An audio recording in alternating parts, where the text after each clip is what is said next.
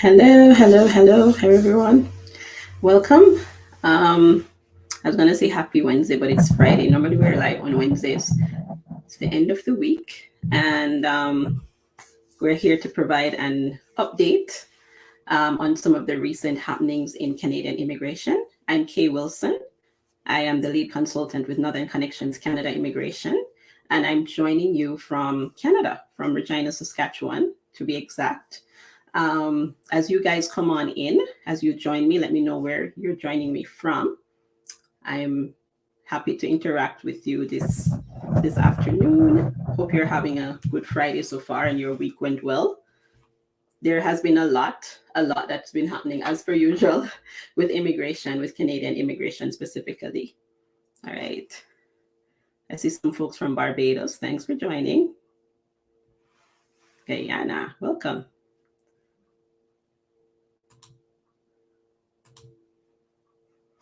Hi. Welcome.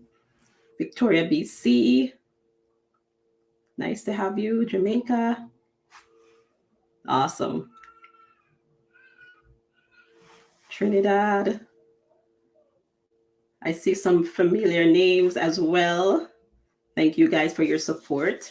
And, for those who join us week after week, sometimes when you don't see the live streams, you're asking about the streams. Thank you so much. All right. So I'm just going to start off with some of the draws that happened recently. So you'll note that we had a draw from Prince Edward Island. And if you're following us, you'll see some of these. Prince Edward Island, PEI, they are, I think, Canada's smallest province. They had a draw recently. So they typically will have their draws scheduled about one per month. So they had a draw where they invited candidates from their labor and express entry stream, as well as business work permit entrepreneur stream, right? So they invited a total of four candidates on August 18 for the business stream, and then 117 for the labor stream. The cutoff was 97 for the business invitations. All right, so that's for PEI. And the next one is Saskatchewan. Saskatchewan has been very active lately. Not that they're not normally, but they have had quite a few draws in the past 2 months, so July and August. Of course, it's coming down towards the end of the year. Each province has a quota for their draws. So they'll have a quota for the year for 2022. And of course, their goal is to meet those targets, right? In terms of number of people that they're inviting for permanent residency. So Saskatchewan had quite a few draws recently, and I think they had one as early as yesterday. So yesterday was the most recent. The score is falling, but as you know, with Saskatchewan, it's really based on your knock more than anything else. So you could be in the pool and maybe your score might be at the cutoff or higher, but if your knock code isn't drawn, then likely you would not receive an invitation. So they had a draw yesterday, and they invited candidates from both the express entry as well as the occupations in demand stream, and the cutoff was 65. So I would invite you to review the draw results to see the knock codes that were selected. And sometimes it's just a matter of really reviewing your work experience and the knock codes that you have selected, and really seeing if there's anything similar in terms of the work experience that you do. Review your job descriptions and ensure that you're selecting the correct knock codes in your application, because that's important. That's very important. That can make or break an application. British Columbia, they tend to have draws every week as well. So BC is pretty active.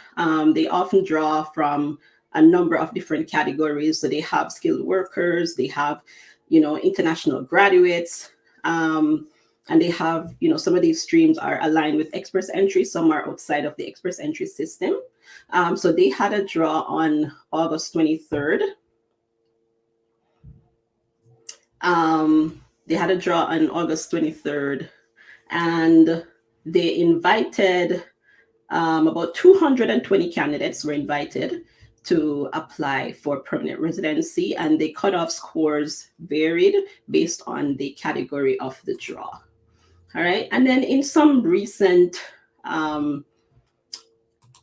announcements, I would say, from the IRCC, a big one you may have noted would have come out yesterday regarding, studying from at home, basically studying in Canada online, so distance learning.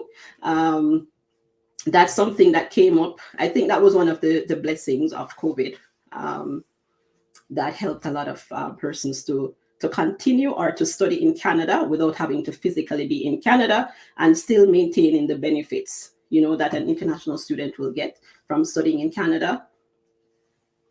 Yes, I see Jason saying that the NOC system will soon be phased out. Yes, it's being phased out. I think it's in November that it will go live, the new tier system. So we can talk about that in another live. But yes, the NOC system is being phased out every I think it's 10 years. They will revise the NOC system, because remember, the occupations may change, the job duties may change, the requirements for a job may change over time. New positions may be added, or occupations. So the system is constantly being updated ever so often. I believe they do it every 10 years. So that one will be rolled out in November.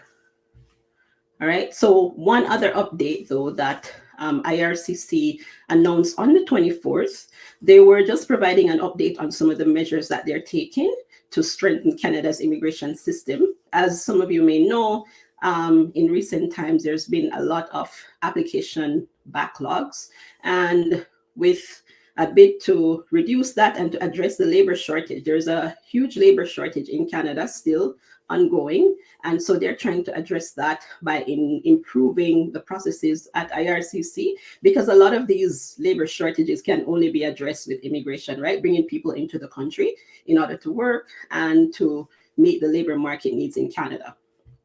So they have reported that they hired up to 1,250 new processing staff, so new employees that would help towards reducing the backlog of applications, and using the 85 million economic impact support that was a part of the 2021 fiscal update.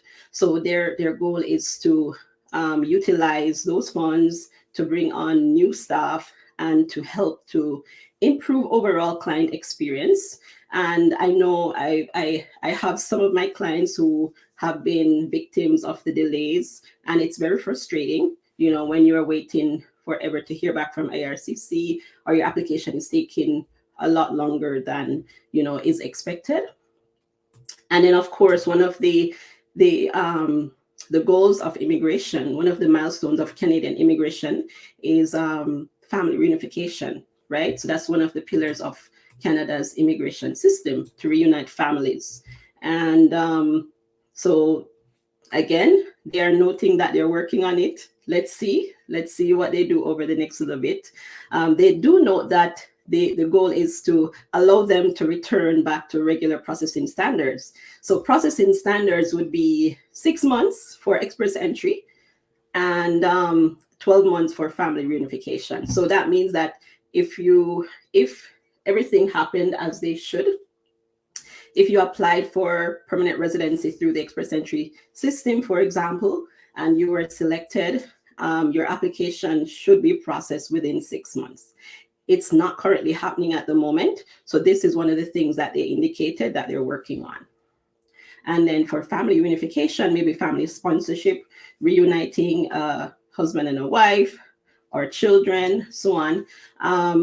The processing standard for that is 12 months. Okay.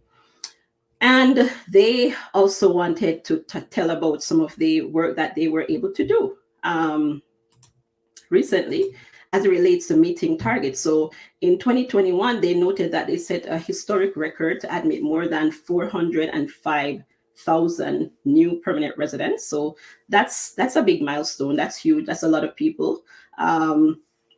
And then on the way to achieving the target that's set for this year, which is 431,000. So they're working. We wish they would work a lot faster, but they're trying to provide some updates with regards to, the measures that are being taken to ensure that there is client satisfaction and ensuring that they are meeting the standards that have been set.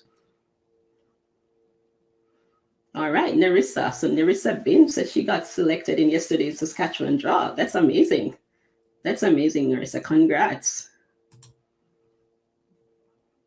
All right, so the next one I'm going to touch on, I alluded to it earlier, which is the transition measures that are being announced for those who are studying.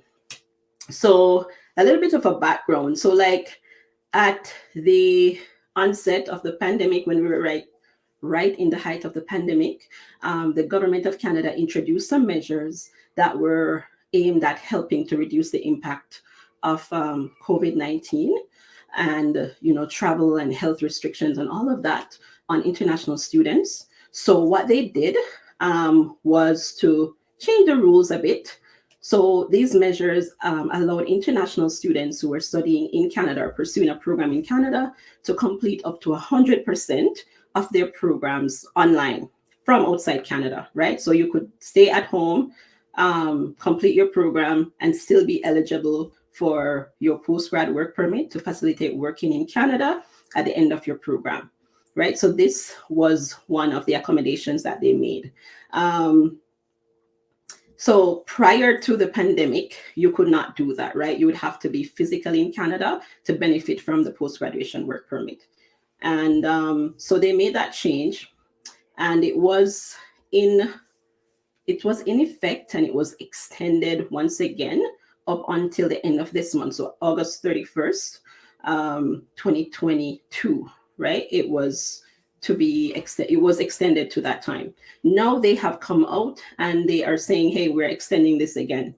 But there are some restrictions, and the encouragement, though, is that students should come back to Canada, right? If you plan to study, come to Canada. That's where they're heading, but they're allowing another year to help with transitioning. So the announcement is that they are extending the this measure to allow students or international students, international graduates, to study online from home up until August 31st of 2023, right? So for those who will be starting or have started their programs, this is an option that will be available. But also a consideration where this is concerned is your school, right? I know some schools have gone back to fully in-person classes. So it really depends on the program that you're doing as well, and whether that's an option that's available for your institution or the program that you're doing. So some courses may or may not be available online. I'm sure with this announcement, some of these schools might be making changes in terms of the delivery of programs, right? Because they had gone back to being on campus. So international students can now study online from abroad and be eligible for their post-graduation work permit 100%, right? So they won't be deducting any time that you would have spent abroad. All right. And I see somebody's asking, Nerissa, what's her knock? Nerissa is not on Instagram. Nerissa, if you don't mind sharing, somebody's asking your knock code. All right, that you were selected under. So now there are some restrictions. So specifically to those who will be starting their programs from September 1st. So that's next September 1st, 2022, right? Next month. So if they're starting their programs from September 1st to August 31st of 2023, there are some additional measures. So you cannot complete more than 50% of your course online, right? So not more than 50% of the credits. So if it's not about the number of courses, it's really about the credit hours that you'll get for your courses. So not more than 50% of the credits can be completed online to remain eligible for the postgrad work permit. So bear that in mind. So even though you can start online, you cannot complete all of it online. And then of course, any studies that goes on online beyond August 31st of 2023. So if you continued studying online, maybe next September, any time that you spend online at that point will be deducted from your postgrad work permit. So you know the rule where a one year program may get you a post-graduation work permit for the same duration, 1 year, and a 2-year program, you may get a 3-year work permit, right? It depends on the program itself and whether or not it's post-graduation work permit eligible.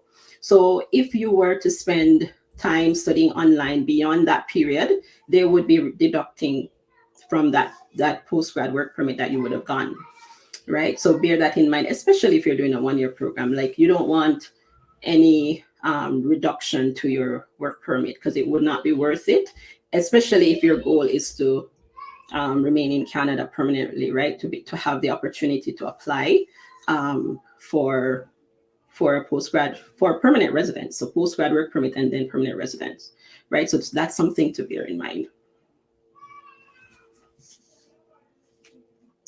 Is there a college or pathways where you don't have to do an English test that will lead to PR? So so if you are from an English-speaking country, typically most schools will not ask you for an English test to get in, right?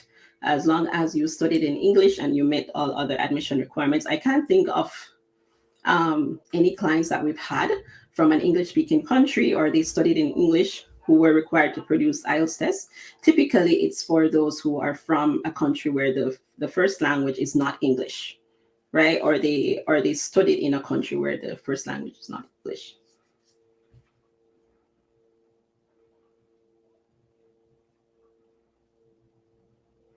And somebody's asking about the NOC and tier. We'll cover that in another session about the NOC system and the tier system. There's actually, if you go on the IRCC's website, there's actually a table there where you can see a mapping of your old NOC under the old NOC system or the outgoing NOC system and what it will be under the new tier system. So that's something that you can look at as well.